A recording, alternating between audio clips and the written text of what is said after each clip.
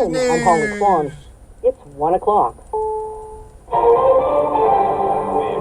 is CBS News on the hour. I'm Monica Ricks in New York. Severe winter weather is slowing down travel in several states down south.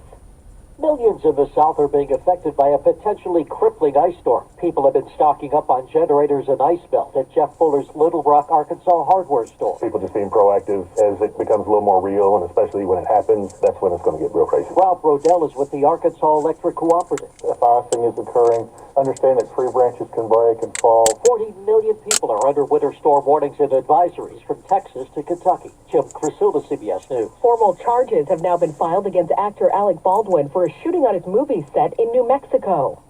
The shooting occurred in October 2021. Two people accidentally shot on a movie set by a prop gun. Alec Baldwin, who was holding the gun when it went off, has now been charged with involuntary manslaughter. Cinematographer Helena Hutchins was killed. The film's director was wounded. Also charged is the weapons supervisor.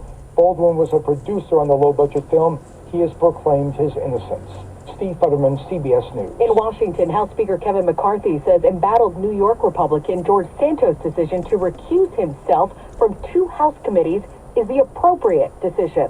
The voters have elected him. He'll have a voice here in Congress, and until he answers all those questions, then at that time he'll be able to be seated on committee. The announcement comes a day after Santos met privately with McCarthy. We are learning more now about the classified materials found at President Biden's think tank in Washington. Here's CBS's Stephen Portnoy. The mid-November FBI search of the president's think tank office was not disclosed by Mr. Biden's private attorneys, the White House counsel's office, or the Justice Department. 2 sources tell CBS News it was a consensual search, much like the one that happened at the president's Wilmington home on January 20th. It's not clear whether FBI investigators located any additional classified material at the Penn Biden Center beyond what a personal attorney for Mr. Biden found there on November 2nd. CBS News has obtained video portions of former President Trump's deposition with New York's Attorney General. So, Ms. Trump, I take it you are not going to answer any questions about your preparation today with your counsel. Is that correct? Should I say this, or should I respond to that?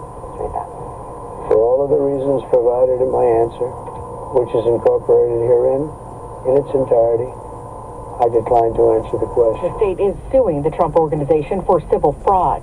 U.S. Secretary of State Antony Blinken is now wrapping up a trip to the Middle East with appeals for peace between Israelis and Palestinians. We're urging all sides now to take urgent steps to restore calm, to de-escalate. He left a team behind to defuse the current violence, but so far, there's been no progress. This is CBS News. Well, that's today's news. I didn't hear any good news, did you?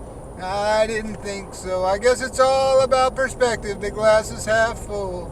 Well, as always, I'd like to thank you again for coming along with me on these Dash Cam News adventures. You know the drill. Peace, love, and all that hippie jazz. Bye-bye, everybody.